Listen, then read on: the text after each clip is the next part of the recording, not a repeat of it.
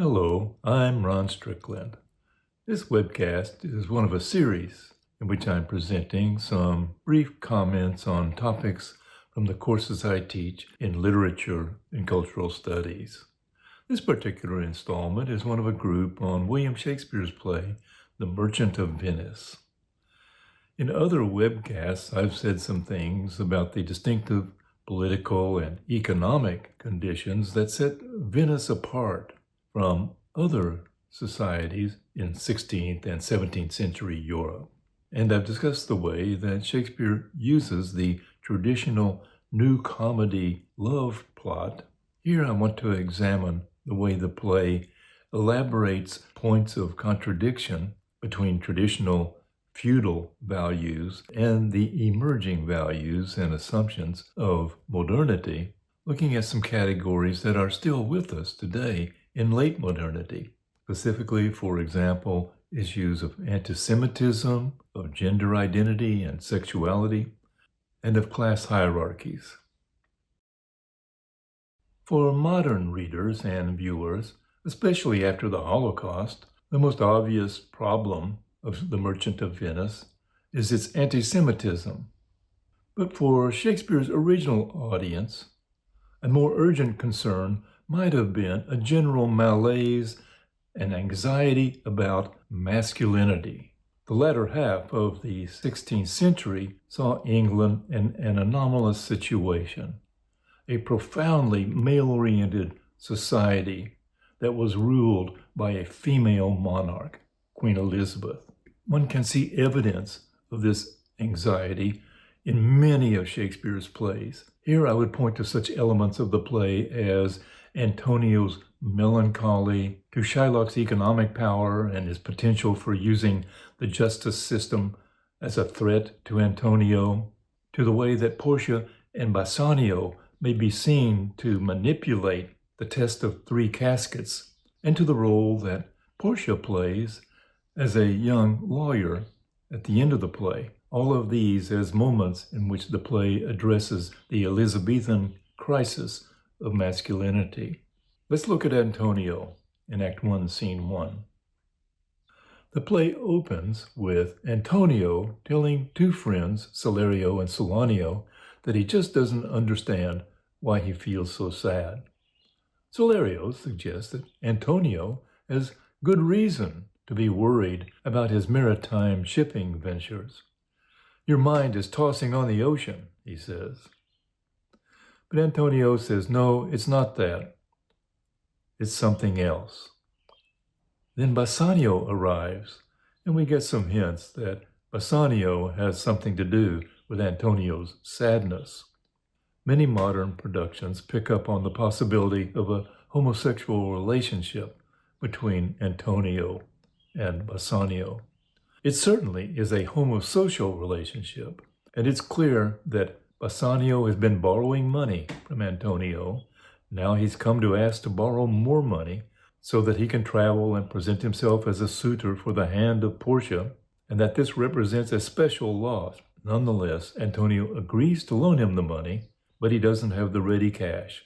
So he sends Bassanio to seek out a loan. At this point, Shakespeare introduces a key theme of the play, that is the profound contradiction between traditional European attitudes toward usury and the absolute necessity of lending money at interest for the smooth functioning of modern capitalism.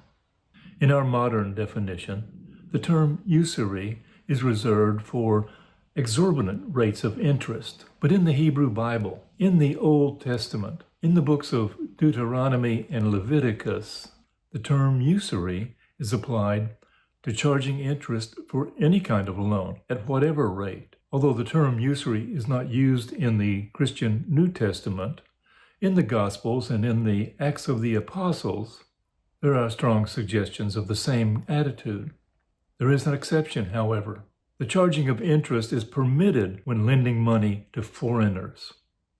In effect, that loophole is somewhat responsible for the limited toleration of communities of Jews in medieval and early modern European cities. Since the Christians couldn't charge interest making loans to each other, they allowed some Jews to live amongst them, sequestering them in ghettos, preventing them from owning property, prohibiting them from practicing most kinds of business, most professions, except for goldsmithing and money lending. So that's Shylock's situation. The whole basis for this loan strikes me as very unbusinesslike. There's really nothing in it for Antonio. He's just going to lose a friend. But this friendship, whether homosexual or homosocial, is so important to him. Bassanio means so much to him that he will make this sacrifice. Now Shylock comes into the picture. Initially, there's a sharp contrast between Shylock's attitude toward business and that of Antonio. While Antonio is willing to enter into a contract that has no real possibility for financial gain for himself, simply to help his friend Bassanio achieve an end, is sharply contrasted by Shylock's calculation of what are his prospects for gain, what are the chances of loss. And yet, as the agreement concludes, Shylock appears to abandon his good business practices. Shylock says to Antonio, "But I thought you said you're opposed to either paying or receiving interest on loans." And Antonio says, "I do never use it." This plan to borrow money at interest to underwrite Bassanio's courtship of Portia sounds like a trivial cause for Antonio to abandon a core principle. But now Shylock offers a new twist in the negotiations. He offers, seemingly as a kind of a joke, to forego the opportunity to gain interest on the loan, and instead simply to ask for a pound of Antonio's flesh if Antonio defaults on the loan. Antonio says, "I'll seal to such a bond. The Jew will turn Christian at this rate." There are a couple of different ways this pound of flesh is relevant. The first is that it hints at the idea of the blood libel. The blood libel was a medieval superstition among Christians, a medieval tradition that Jews practice a secret rite in which they kidnapped Christian children, killed them, and used their blood in some sort of religious sacrifice. Another reference I'll mention is that in Elizabethan slang, flesh is a euphemism for the penis, opposed to fish as a euphemism for the vagina. And one can find elsewhere in Shakespeare jokes referencing the difference between fish and flesh, male and female. So for Shakespeare's original audience, Shylock's proposal to take a pound of Antonio's flesh in place of interest monetary gain is a threat of castration. So Antonio, as a member of the older generation among the Christians, as a successful merchant, might be seen as a type of traditional masculine authority. And yet here he is, willing to make this sacrifice that goes against any reasonable idea of good business practices. Antonio is not the only male authority figure to suffer symbolic emasculation in the play. Shylock's daughter, Jessica, elopes, thus denying her father his traditional right. To make matters worse, she elopes with a Christian, and she steals a box of jewels from her father as she escapes. Then, in the trial scene, after Antonio has defaulted on the loan, when Portia, disguised as the lawyer Balthazar, presses Shylock to accept payment in money for the debt, Shylock stubbornly refuses and is outwitted by Portia Balthazar's demand that he shed not one drop of Antonio's blood as he cuts away Antonio's flesh, putting him at the mercy of the court, at the mercy of the Christians, and forcing him to convert to Christianity. Elsewhere I pointed out that Shakespeare's Romeo and Juliet is structured as a traditional new comedy love plot up until the third act, when it begins to devolve into a tragedy. Similarly, The Merchant of Venice follows the trajectory of the new comedy love plot until the third act, when it takes a darker turn, becoming perhaps a morality play, or depending upon one's sympathy for Shylock in some productions, something like a tragedy. In any case, the play is a complex, thought-provoking consideration of the kinds of pressures that European societies were facing at this early moment of modernity.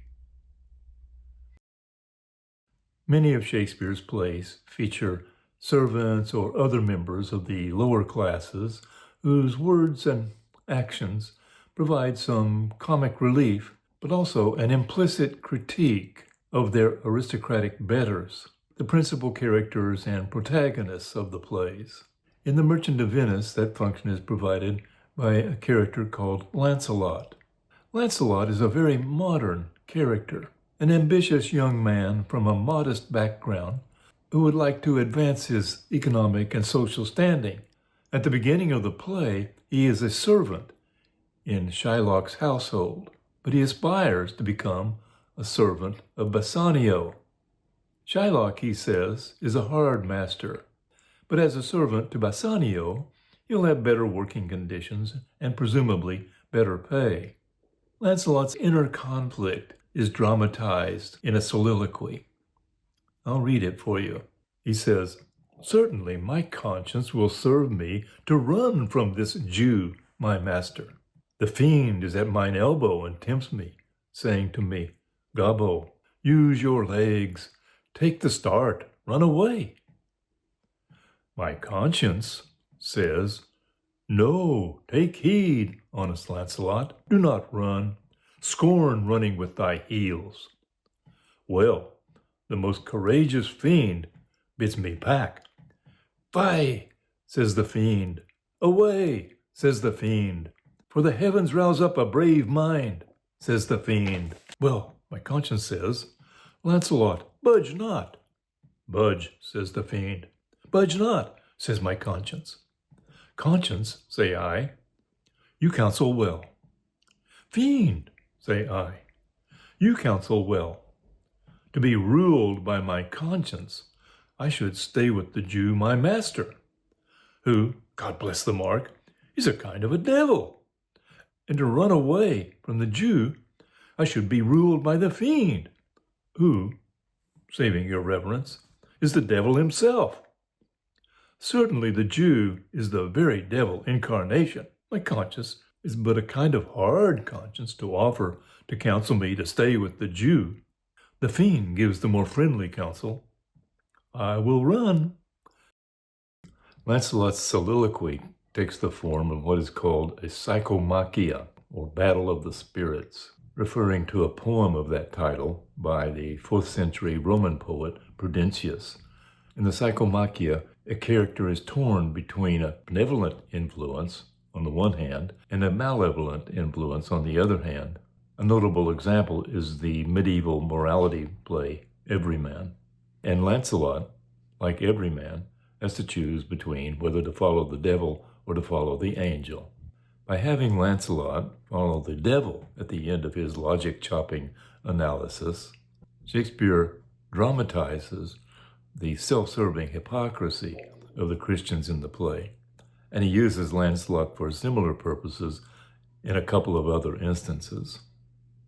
Much more could be said about the way that The Merchant of Venice offers for analysis some of the moral ambiguities between feudal, medieval attitudes and social assumptions, and the attitudes and values consistent with an emerging mercantile capitalist economy in a city-state like Venice. But I'll conclude for now.